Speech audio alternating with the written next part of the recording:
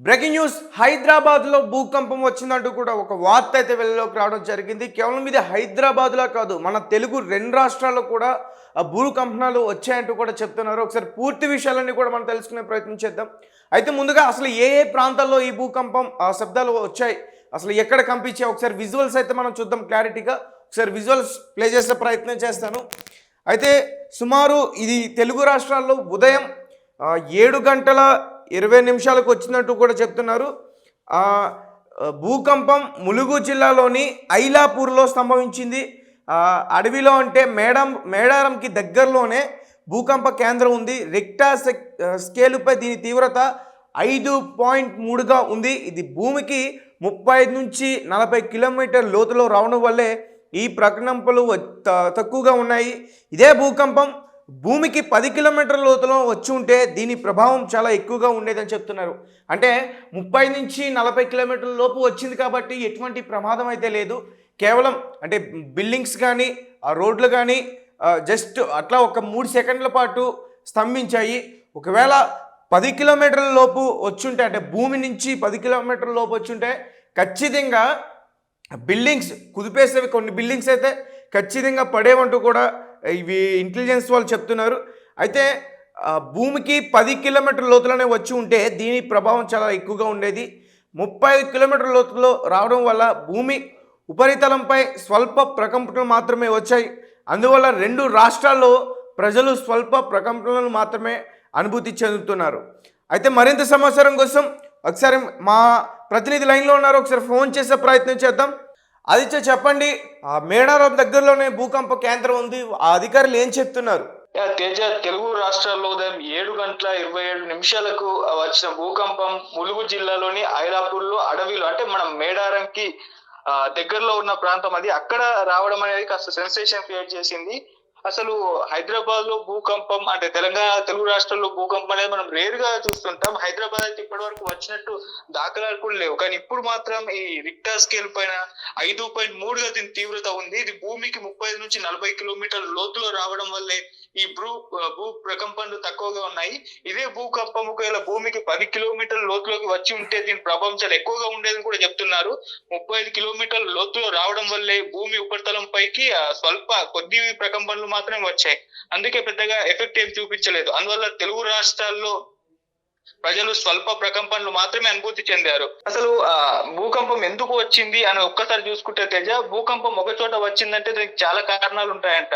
అయితే ఆ కారణాల్లో ఏంటి అంటే, ఈ భూకంపం రావడానికి ముందు బలమైన సంకేతం ఒకటి ఇచ్చింది. ఆ మధ్య వర్షాకాలంలో ములుగు, ఏటూరు నాగారం దగ్గర భారీ టొర్నాడో వచ్చి దాదాపు 50,000 చెట్లు మొత్తం పడిపోయాయంట.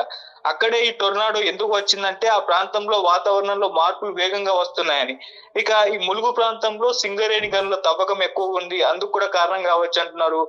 ఇక్కడ భూమిలో మెత్తదనం ఎక్కువగా ఉంటుంది. ఈ గనుల తవ్వకాలు రెండు రాష్ట్రాల్లో జరుగుతున్నాయి కాబట్టి భూకంప తరంగాలు వేగంగా వ్యాపించేందుకు అనుకూల పరిస్థితులు ఈ భూమిలో ఏర్పడ్డాయని కూడా చెప్తున్నారు తేజ.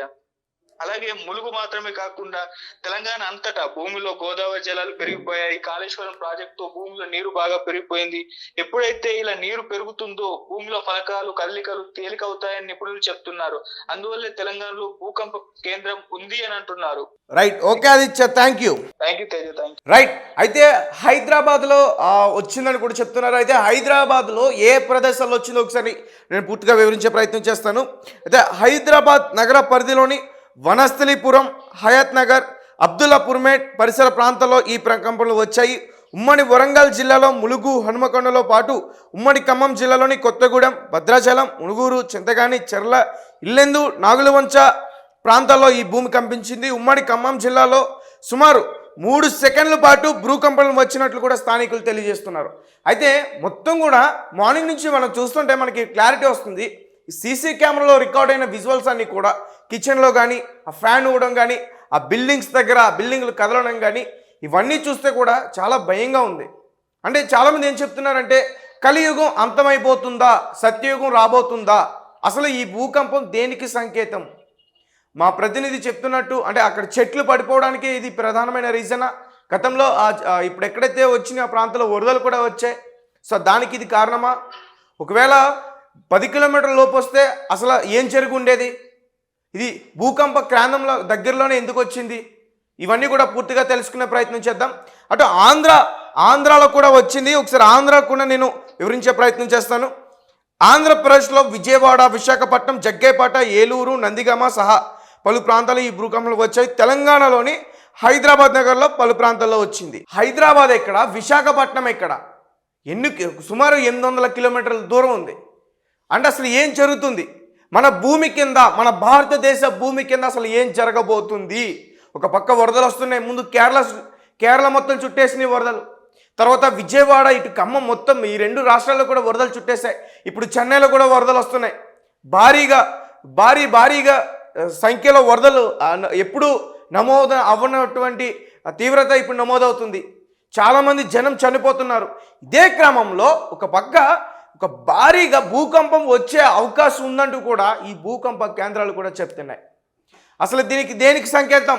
సో మా రెట్టివ్ ఏం చెప్తుందంటే